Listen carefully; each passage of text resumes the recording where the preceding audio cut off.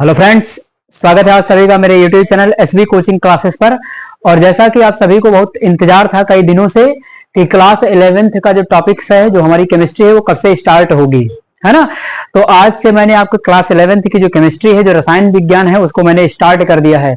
और उसका आज जो हमारा रहेगा वो पहला पार्ट रहेगा इंट्रोडक्शन, यानी परिचय, है ना। इस परिचय में हम ये देखेंगे कि रसायन विज्ञान किसे कहते हैं, यानी केमिस्ट्री किसे कहते हैं, क्या डिफिनेशन होती है, कैसे इसकी उत्पत्ति हुई है, क्या इसके प्रकार होते हैं और क्या इसका महत्व होता है, क्या इंपॉर्टेंस होता है ना। तो आप लोगों से एक रिक्वेस्ट रहेगी कि इसको जो है क्लास 11th और ये तो है 9th के लिए भी है, क्योंकि ये जानकारी है तो ये सभी के लिए हो सकती है। तो 9th वगैरह वाले बच्चों के पास भी आप इसको शेयर कर दीजिए, है ना। और खास कर तो 11th क्लास वाले बच्चों के पास आप जरूर शेयर कर दीजिए, है ना, क्योंकि अब यहां से क्लास 11th भी स्टार्ट हो गया है और इसके भी अब वीडियोज लेक्चर्स आपको कंटिन्यू रूप से मिलते रहेंगे, है ना। तो चलिए सबसे पहले हम इंट्रोडक्शन में आज बात कर लेते हैं 11th क्लास में कि केमिस्ट्री यानी जिसे हम कहते हैं रसायन विज्ञान, है ना, वो क्या होती है। सबसे पहले हम उसकी डिफिनेशन जानते हैं, क्योंकि डिफिनेशन जानेंगे तभी हम इसके विषय में कुछ समझ पाएंगे। तो चलिए देखते हैं यहाँ पर डिफिनेशन क्या लिखी हुई है। रसायन विज्ञान यानी केमिस्ट्री तो लिखी हुई है कि विज्ञान की वह शाखा जिसके अंतर्गत पदार्थों के संघटन, संरचना तथा उनमें होने वाली भौतिक एवं रासायनिक अभिक्रियाओं, यानी उनमें होने वाली भौतिक और रासायनिक अभिक्रियाओं, गुणों और परिवर्तनों का अध्ययन किया जाता है, उसे रसायन विज्ञान कहते हैं। यानी डिफिनेशन देखिए अच्छी है इसकी कि क्या बताया गया कि किसी पदार्थ की संरचना, संघटन, गुण, उसमें होने वाले भौतिक और रासायनिक परिवर्तन, है ना, अभिक्रियाएं, इन्हीं सब का तो अध्ययन किया जाता है। भैया आप रसायन में क्या पढ़ते हैं? रसायन में आप यही तो पढ़ते हैं कि कोई पदार्थ का स्ट्रक्चर क्या है, किसी की संरचना क्या है ना। तो उसी के अध्ययन को हम क्या कहेंगे? रसायन विज्ञान कहेंगे। तो चलिए हम यहाँ पर एक एग्जाम्पल ले लेते हैं जिसके द्वारा मैं आपको ये संगठन, संरचना, ये सब क्या होता है ये समझाता हूं। जैसे मैंने एग्जाम्पल ले लिया, यहाँ पर एग्जाम्पल के लिए मैंने ले लिया सबसे आसान कंपाउंड को ले लेते हैं। हमारे जो दैनिक लाइफ में मिलता है, डेली लाइफ में हमें कौन मिलता है? वाटर, यानी जल मिलता है ना। सबसे समझने में आपको आसानी रहेगी तो वाटर है H2O। चलो H2O हम नहीं लिखते हैं, पहले लिखते हैं जल, जिसको आप पहले जानते थे H2O तो आप जान गए हैं। चलिए लिखते हैं जल यानी वाटर, वाटर फॉर जल, वाटर माने जल, ठीक। तो ये होता है जल। अब यहां से क्या है कि जो वाटर था, है ना, ये जल, तो इसका एग्जांपल आपको पता हो गया, इसका फार्मूला भी आज आपको पता है ना। और हाँ, एक चीज और ये भी है कि जो वाटर होता है, जो जल होता है, वो एक सार्वत्रिक विलायक क्यों होता है? यूनिवर्सल सॉल्वेंट कहा जाता है जल को, क्यों कहा जाता है? इसका आंसर आप मुझे जवाब बताएंगे कमेंट में, है ना। तो एग्जाम्पल मैंने ले लिया वाटर का यानी जल का। अब जल के विषय में क्या हुआ कि जल का सबसे पहले हमें संरचना जल की पता चली, यानी वैज्ञानिकों ने वाटर की स्टडी किया, है ना, इसके विषय में जाना, तो पता चला कि इसका जो फार्मूला होता है, सूत्र होता है ना। जल भी क्या है? जल देखिए क्या होता है, एक पदार्थ होता है। भाई वाटर क्या है? पदार्थ है। पदार्थ क्या होता है? तो पदार्थ अभी मैं जस्ट इसके बाद आपको एक्सप्लेन करूंगा पूरी तरीके से डिटेल में, है ना। तो जल क्या है? तो जल एक आपका पदार्थ होता है और इसका फार्मूला जो खोजा गया वो H2O था। क्या था? H2O था। तो देखिए एक जानकारी रसायन विज्ञान के द्वारा ही हमें पता चली कि वाटर के भैया क्या होता है, एक फार्मूला होता है, ठीक। अच्छा, ये सूत्र पता चल गया। सूत्र पता चलने के बाद उसमें ये पता चला कि इसमें हाइड्रोजन होती है, यानी देखिए H2 है आपका, ये हाइड्रोजन है और इसमें क्या है? ऑक्सीजन है। यानी यहां दो गैसों का पता चला आपको, है ना, दो गैसों का पता चला। देखिए संरचना में घुसते जा रहे हैं अंदर वाटर में, है ना। तो वाटर में क्या क्या पता चला? सबसे पहले इसका सूत्र निकाला, H2 और O, H2O होता है। इसमें क्या क्या है? तो हाइड्रोजन है और ऑक्सीजन है, यानी हाइड्रोजन और ऑक्सीजन गैस के मिलने से क्या होता है? जल का निर्माण होता है। इसका अध्ययन किया गया, इसके विषय में पता लगाया गया। तो वही कह रहा था कि पदार्थों के संघटन, संघटन का मतलब होता है कि किसी पदार्थ के अंदर कौन कौन है। संघटन का मतलब होता है कंपोनेंट, कंपोनेंट का मतलब कोई पदार्थ या कोई वस्तु किन किन चीजों से मिलकर के बनी हुई है, उसे उसका संगठन कहते हैं। जैसे मैंने एग्जांपल के लिए लिया क्या, वाटर लिया, H2O यानी जल। अब ये जल किन किन चीजों से मिला है, तो वैज्ञानिकों ने खोज करके बताया कि जल जो है हाइड्रोजन और ऑक्सीजन से मिलकर बना है। यानी जल का संगठन आपसे पूछा जाए तो जल के संगठन में क्या क्या होता है, तो जल के संगठन में आपका हाइड्रोजन होता है और ऑक्सीजन होता है। सिंपल सी बात हो गई। ठीक, उसके बाद आगे देखिए, उसके बाद लिखा हुआ है कि संरचना। अब ये संरचना बताया कि वाटर ऐसा होता है, इसकी संरचना कैसी होती है, इसका स्ट्रक्चर कैसा होता है, तो वैज्ञानिकों ने स्ट्रक्चर पर भी स्टडी किया है, अध्ययन किया है ना। उसका जो स्ट्रक्चर बताया कि वाटर की जो संरचना होती है, बीच में ऑक्सीजन होता है और साइड में आपका हाइड्रोजन होता है, हल्का सा बेंट होता है इस तरीके से, है ना। हालांकि मैं ये आपको समझाने के लिए बता रहा हूं, जब चैप्टर आएगा तो मैं सब कुछ वहां पर आपको पढ़ाऊंगा। ठीक, तो बताया कि संरचना जो वाटर की होती है वो ऐसे होती है, O बीच में होता है, H इस साइड में, H इस साइड में होता है, ये H2O की संरचना होती है। ठीक, उसके बाद तथा उनमें होने वाली भौतिक एवं रासायनिक अभिक्रियाएं। अब जल के अंदर होने वाली भौतिक और रासायनिक अभिक्रियाएं, है ना। चलिए भौतिक रासायनिक अभिक्रियाओं को देख लेते हैं। तो यहां पर हम लिख लेते हैं जरा।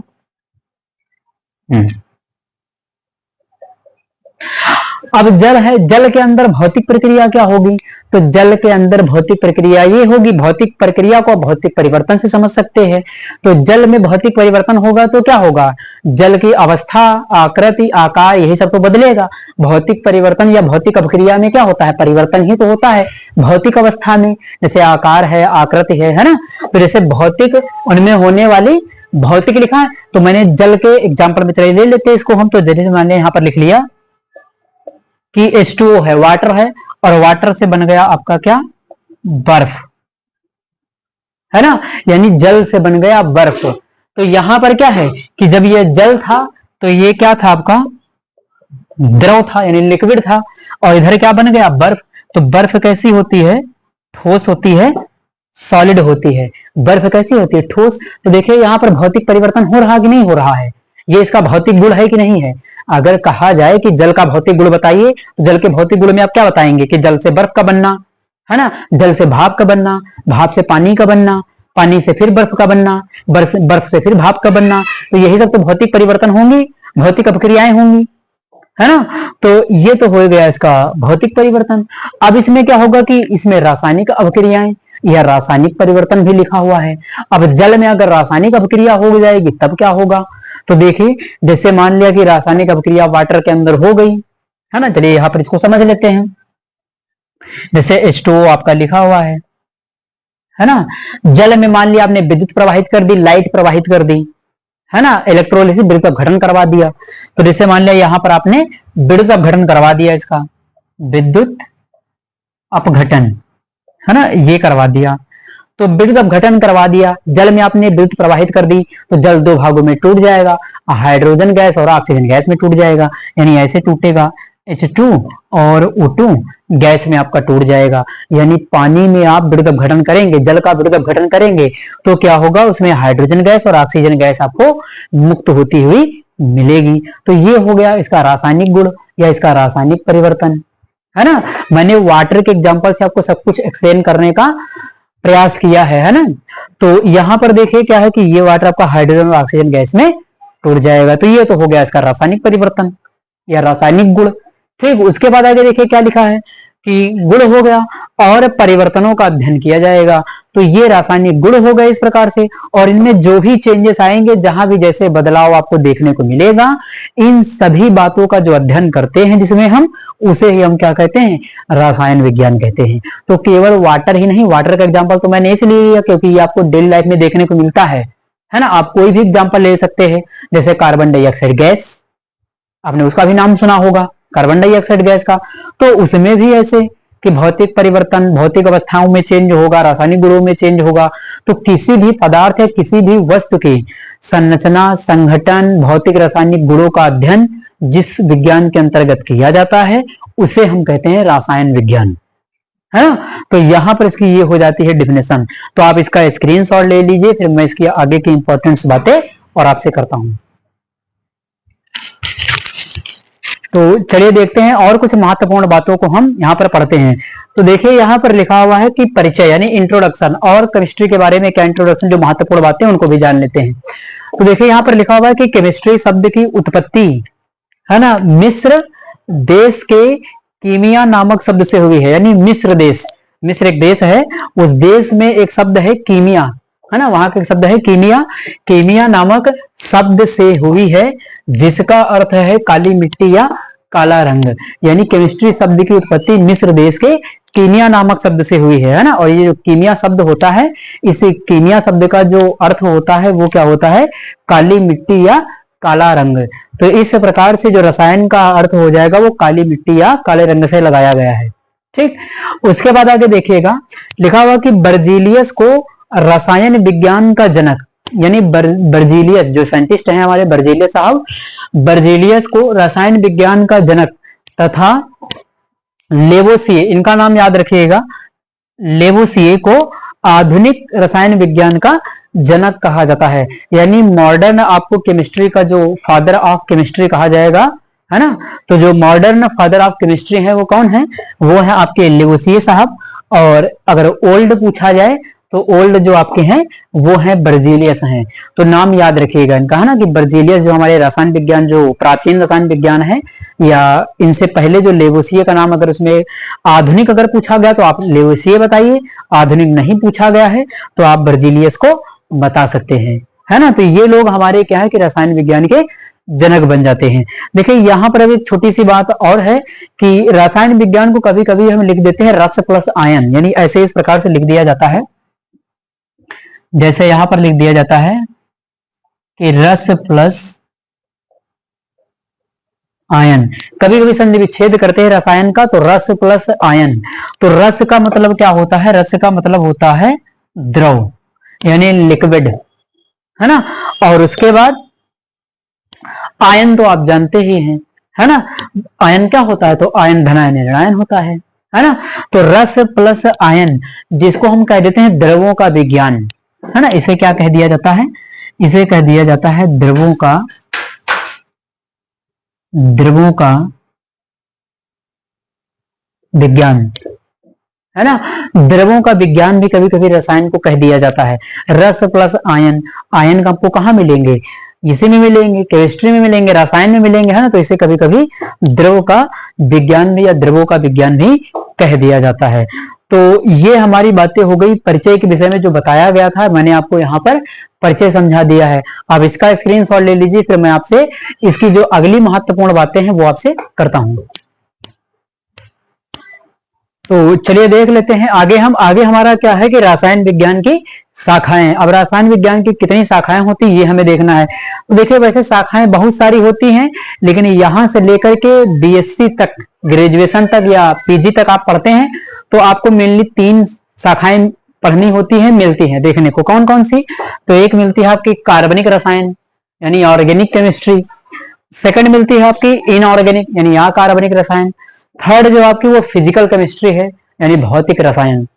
ठीक, तो कार्बनिक रसायन क्या होगा, तो रसायन विज्ञान की वह शाखा जिसके अंतर्गत कार्बनिक यौगिकों का अध्ययन किया जाता है उसे कार्बनिक रसायन कहते हैं। कार्बनिक यौगिक कौन होंगे, जिनमें कार्बन पाया जाएगा, जैसे कार्बोहाइड्रेट, है ना, प्रोटीन, वसा, लिपिड, विटामिन, है ना, ये सब।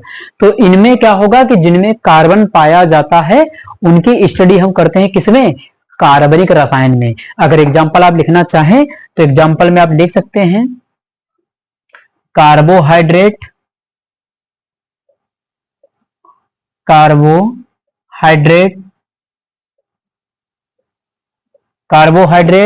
प्रोटीन, वसा, विटामिन, है ना, इन सभी की स्टडी की जाती है कार्बनिक रसायन के अंतर्गत। ठीक, और उसके बाद अकार्बनिक रसायन, तो रसायन विज्ञान की वह शाखा जिसके अंतर्गत अकार्बनिक यौगिकों का अध्ययन किया जाता है उसे अकार्बनिक रसायन कहते हैं, है ना। अकार्बनिक यौगिक कौन से होंगे, तो जिनमें कार्बन नहीं पाया जाता है ना। जैसे कि एग्जांपल अगर लिखना चाहें तो आप लिख भी सकते हैं। कौन कौन से हो जाएंगे, बहुत सारे हो जाएंगे, कोई भी यौगिक आप ले लीजिए, हाइड्रोक्लोरिक अम्ल, सल्फ्यूरिक अम्ल, नाइट्रिक अम्ल, कार्बन डाइऑक्साइड तो नहीं होगा, सल्फर डाइऑक्साइड हो जाएगा, जैसे SO2 है, NO2 है है ना, इस तरीके के compound SO2, NO2, HCl, H2SO4, है ना, यानी वे यौगिक जिनमें कार्बन हमारा उपस्थित नहीं होता है उनकी स्टडी अकार्बनिक रसायन के अंतर्गत की जाती है। ठीक, उसके बाद थर्ड नंबर लिखा हुआ कि भौतिक रसायन। अब ये भौतिक रसायन क्या होता है, तो रसायन विज्ञान की वह शाखा जिसके अंतर्गत विभिन्न नियमों, सिद्धांतों, अवधारणाओं का भौतिक गुणों के आधार पर अध्ययन किया जाता है ना। फिर से सुन लीजिएगा कि रसायन विज्ञान की वह शाखा जिसके अंतर्गत सिद्धांतों, नियमों, है ना, अवधारणाओं का भौतिक गुणों के आधार पर अध्ययन किया जाता है उसे भौतिक रसायन कहते हैं, फिजिकल केमिस्ट्री कहते हैं। यानी किसी भी यौगिक के बारे में या किसी भी कंपाउंड के बारे में या किसी पदार्थ या किसी अणु के बारे में आप भौतिक गुणों के आधार पर जब स्टडी करते हैं तो उसे हम कहते हैं फिजिकल केमिस्ट्री यानी भौतिक रसायन, है ना। जैसे इसमें बहुत सारे आप रिलेशनशिप पढ़ते हैं, Cp माइनस Cv, थर्मोडाइनमिक्स पढ़ते हैं, ऊष्मागतिकी पढ़ते हैं, है ना। आप पढ़ते हैं इसमें ऊष्मागतिकी के अंतर्गत इलेक्ट्रोकेमिस्ट्री पढ़ते हैं, विद्युत रसायन, वो भी आपका क्या है, फिजिकल केमिस्ट्री के अंतर्गत आता है ना। उसके बाद बहुत सारे चैप्टर आप पढ़ते हैं, जैसे आपका ऑक्सीडेशन रिडक्शन हो गया, ऑक्सीकरण अपचयन, तो उसमें भी आप इसको पढ़ते हैं फिजिकल केमिस्ट्री के अंतर्गत ही, है ना। तो इस प्रकार से ये तीन ब्रांचेस हो जाती हैं मेनली जो हमें पढ़ना होता है, वरना किताब में देखेंगे तो बहुत सारी ब्रांचेस हैं, आप उसको पढ़ते पढ़ते थक जाएंगे, इतनी ब्रांचेस हैं इसकी, है ना। तो हमें जो जानकारी के लिए ध्यान रखना है कि कार्बनिक, अकार्बनिक और फिजिकल। ठीक, उसके बाद देखिए लिखा हुआ है कि रसायन विज्ञान का महत्व। देखिए महत्व क्या है, इसका यूजेस यानी इसका उपयोग कहां कहां पर होता है, क्या इंपॉर्टेंस है इसका, ये हमें कहां देखने को मिलती है। ठीक, तो देखिएगा नंबर फर्स्ट लिखा हुआ है कि परिवहन एवं संचार में, तो परिवहन एवं संचार में यानी ट्रांसपोर्ट सिस्टम जो गाड़ियां वगैरह है इनमें कहां देखने को मिलता है, तो इनमें आपको मिलता है जैसे एलपीजी, लिक्विड पेट्रोलियम गैस, है ना। एलपीजी जो हमारे घरों में आती है वो क्या है, तो एक रसायन विज्ञान की ही तो देन है ना। उसके बाद CNG, compressed natural gas, CNG, इसका उपयोग कहां होता है, गाड़ियों में, गाड़ियां जो चलती हैं सीएनजी गैस से उसमें इसका प्रयोग। बाकी तो आप डीजल और पेट्रोल, डीजल पेट्रोल तो बिल्कुल कॉमन सी बात है, सब जानते होंगे ये, है ना। तो ये क्या है कि इनका उपयोग जो है किया जाता है परिवहन एवं संचार में। ये कहां से आए, तो ये रसायन विज्ञान की ही तो देन है ना। तो यहां पर इसमें जो प्रयोग होता है इनका, ये हो गया पहला पॉइंट। सेकंड देखिए क्या लिखा है कि कृषि क्षेत्र में यानी एग्रीकल्चर सेक्टर में। अब एग्रीकल्चर सेक्टर में रसायन का क्या प्रयोग होता है, तो देखिए यहां पर लिखा है उर्वरक, कीटनाशक और या कोई और भी दवाई वगैरह हो गई कोई भी, है ना। तो उर्वरक हो गया, कीटनाशक हो गया या अन्य कोई दवाई हो गई, तो दवाइयों को बनाने में या कीटनाशक उर्वरक को बनाने में किसकी जरूरत पड़ती, किसकी सहायता से बनती है, तो वो भी आपके रसायन की सहायता से बनती है ना। रसायन के ज्ञान के द्वारा ही तो ये पॉसिबल हो पाया है कि जो उर्वरक बनना है, कीटनाशक बनना है या अन्य जो दवाइयां बन रही हैं वो सब क्या है, सब रसायन की ही तो देन है ना। तो कृषि क्षेत्र में भी रसायन विज्ञान का प्रयोग किया जा रहा है ना। चलिए उसके बाद नंबर थर्ड लिखा हुआ कि स्वास्थ्य के क्षेत्र में। अब स्वास्थ्य के क्षेत्र में यानी चिकित्सा के क्षेत्र में, चिकित्सा के क्षेत्र में जितनी दवाइयां बन रही सब में रसायन है। दवाइयां क्या है, केमिकल्स का ही तो प्रोडक्शन है दवाइयां। ठीक, तो जैसे पेनिसिलिन बहुत फेमस दवाई है पेनिसिलिन। उसके बाद इंसुलिन, एक हार्मोन आता है, इंजेक्शन लगाया जाता है इंसुलिन का मधुमेह के रोगियों को। उसके बाद एजिडोथाइमिन, बहुत फेमस दवा है एजिडोथाइमिन, है ना। और इसी प्रकार से हमने एल्बेंडाजोल सुना होगा, ये सब दवाइयां आती हैं, है ना। तो इनका सबका क्या होता है, डिस्प्लिन वगैरह सुना होगा। तो सारी दवाइयां किसकी देन है, तो ये हमारे स्वास्थ्य के क्षेत्र में रसायन की देन है। उसके बाद नंबर 4 देखते हैं कि उद्योग में यानी इंडस्ट्रीज में क्या प्रयोग होता है। तो इंडस्ट्रीज में क्या है, जैसे कपड़ा है, चमड़ा है, साबुन है, पेंट है, सीमेंट है ना। इसी तरीके से और भी प्रोडक्ट बनाए जाते हैं, है ना। तो कपड़ा, चमड़ा, साबुन, पेंट, सीमेंट ये सब किसकी देन है, तो ये भी रसायन की देन है। हो रहा रसायन का सभी जगह पर प्रयोग, सिद्ध हो रहा है इन बातों से, है ना। उसके बाद देखिएगा नंबर 5 लिखा हुआ है कि पदार्थों के संरक्षण में, बहुत सारे खाद्य पदार्थों के संरक्षण में भी रसायन का प्रयोग होता है। जैसे सोडियम बेंजोएट, अगर एग्जाम्पल लिखना चाहे तो आप यहां पर लिख सकते हैं सोडियम बेंजोएट, है ना। सोडियम बेंजोएट, सोडियम बेंजोएट यानी सोडियम बेंजोएट हो गया, सोडियम कार्बोनेट हो गया, नमक हो गया, आपका एसिटिक अम्ल हो गया, सिरके में पड़ता है जो कि आपका, है ना। तो ये सब क्या करते हैं, खाद्य पदार्थों को संरक्षित करने का काम करते हैं, बचाने का काम करते हैं, सुरक्षा प्रदान करने का काम करते हैं। सोडियम बेंजोएट क्या करता है कि खाद्य सामग्री को खराब होने से बचाता है। एसिटिक अम्ल सिरके को खराब होने से बचाता है। नमक वगैरह आप देखते होंगे कि गेहूं वगैरह में मिलाकर के रख दिया जाता है कच्चे, है ना, ताकि इसमें कीड़े वगैरह न लगे, घुन न लगे, मिला करके रख दिया जाता है। तो ये सब क्या होते हैं कि खाद्य पदार्थों के संरक्षण में सहायता करते हैं। तो इस प्रकार से यहां पर आपने देख लिया कि रसायन विज्ञान की शाखाएं कितनी होती हैं और उसका महत्व क्या है। तो आप इतने का स्क्रीनशॉट ले लीजिए। फिर इसका जो एक लास्ट पॉइंट बचता है मैटर यानी पदार्थ, उसका डिस्कशन मैं आपसे कर लेता हूं। तो चलिए देख लेते हैं। देखिए अब यहाँ पर साइंस, असली साइंस आपकी चालू हो गई। अगर आप साइंस पढ़ने जाते हैं तो साइंस में सबसे पहली डिफिनेशन, चाहे छोटे क्लासों में हो या बड़े क्लासों में हो, तो सबसे पहले आपको मिलता है ये मैटर। ये मैटर क्या होता है, तो ये मैटर बात वाला नहीं है, ये मैटर होता है पदार्थ, यानी इसको कहते हैं द्रव्य, है ना। द्रव और द्रव्य दोनों में डिफरेंस है। द्रव्य किसको कहते हैं, द्रव्य कहते हैं पदार्थ को। द्रव किसको कहते हैं, द्रव कहते हैं लिक्विड को, है ना। तो इन दोनों में डिफरेंस है। अब यहां पर लिखा हुआ है कि पदार्थ या द्रव्य, इंग्लिश में इसको कहते हैं मैटर।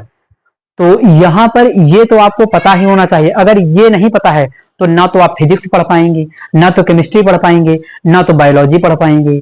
साइंस कोई भी हो आप उसको नहीं पढ़ सकते। क्यों, क्योंकि पदार्थ इतना कॉमन शब्द है जो हर जगह पर आपको लिखा हुआ मिलता है ना। बहुत सारे चैप्टर में तो शुरुआत में ही ये लिखा हुआ होता पदार्थ। तो अगर पदार्थ आपको समझ में नहीं आया तो समझ लीजिए साइंस पढ़ना ही आपका बेकार हो गया। आप इसके सिवा कुछ नहीं समझ पाएंगे। अगर इसको नहीं समझ पाते हैं तो आपकी बहुत सारी बातें हैं जो क्लियर नहीं हो पाती हैं, है ना।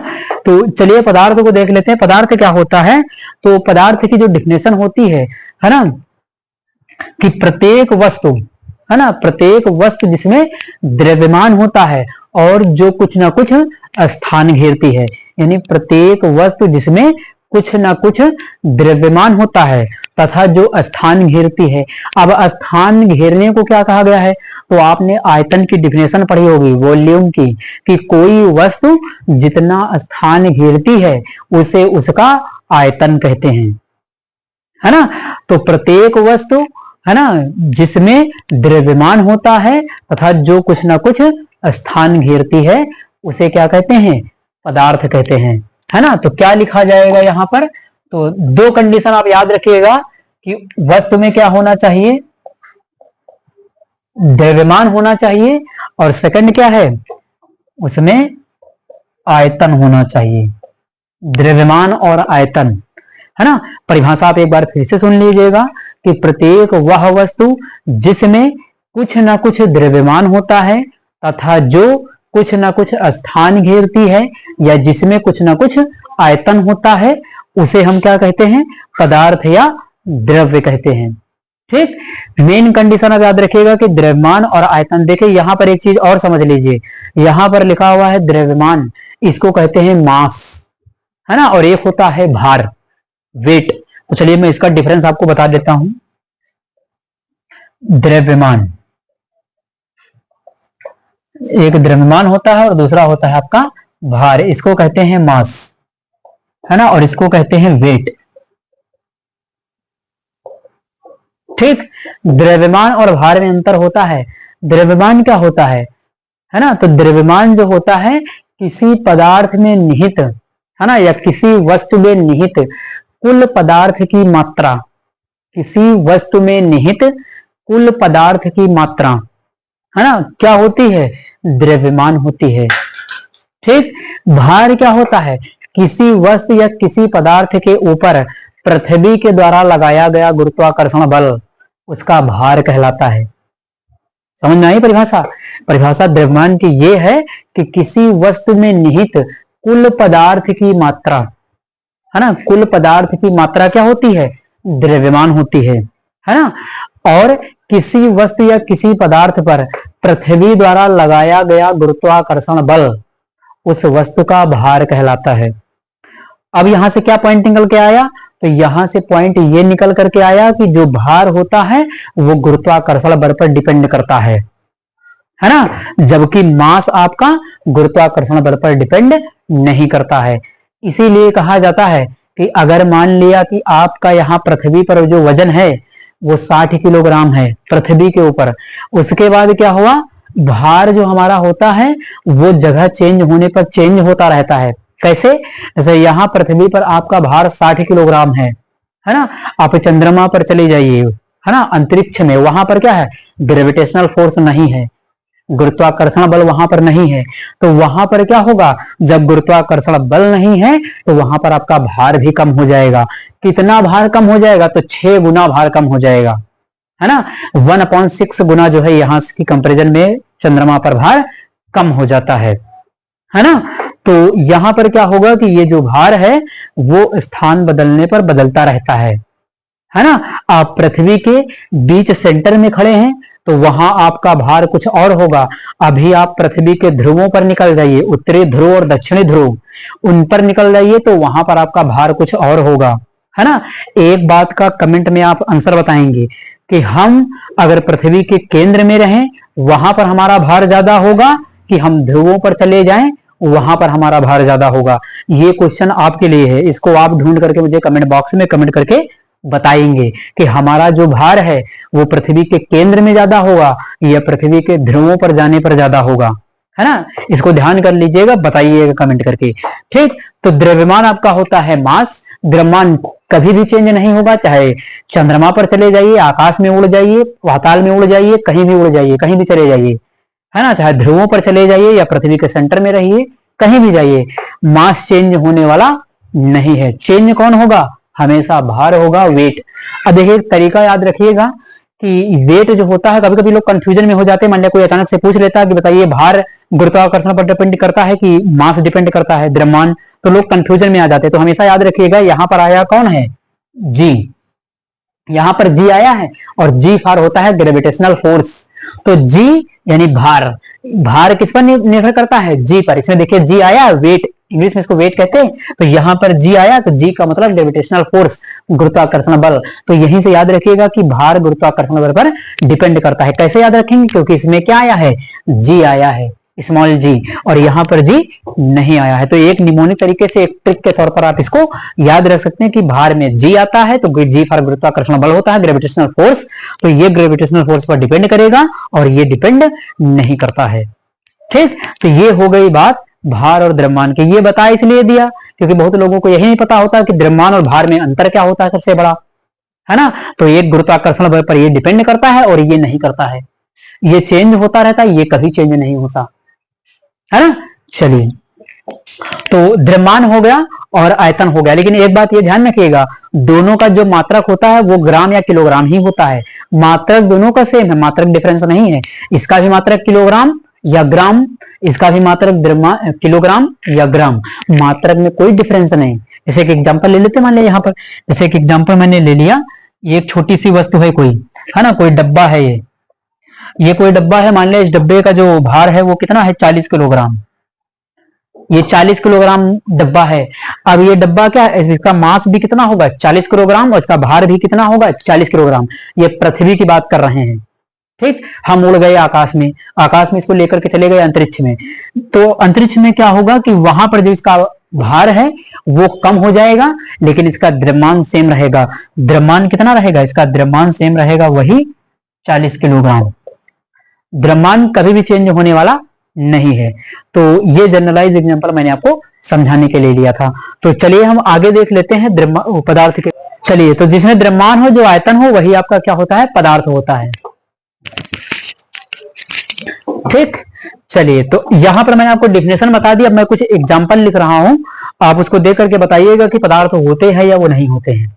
जैसे एग्जांपल में क्या होगा, अगर पदार्थ के मैं एग्जांपल कुछ लेकर के बता दूं, जैसे आपका हो जाएगा लोहा, लकड़ी, कुर्सी,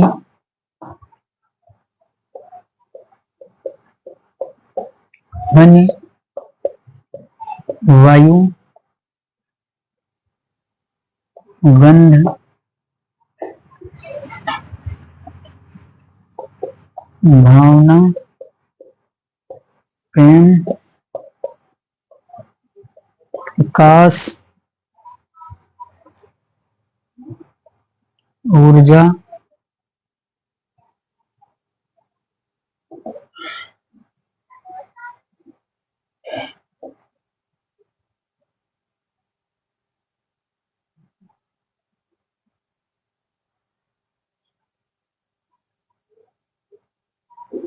चलिए, तो यहाँ पर देखिए कुछ एग्जाम्पल मैंने लिख दिया है। अब आपको इसमें बताना होगा कि कौन पदार्थ है कौन नहीं है।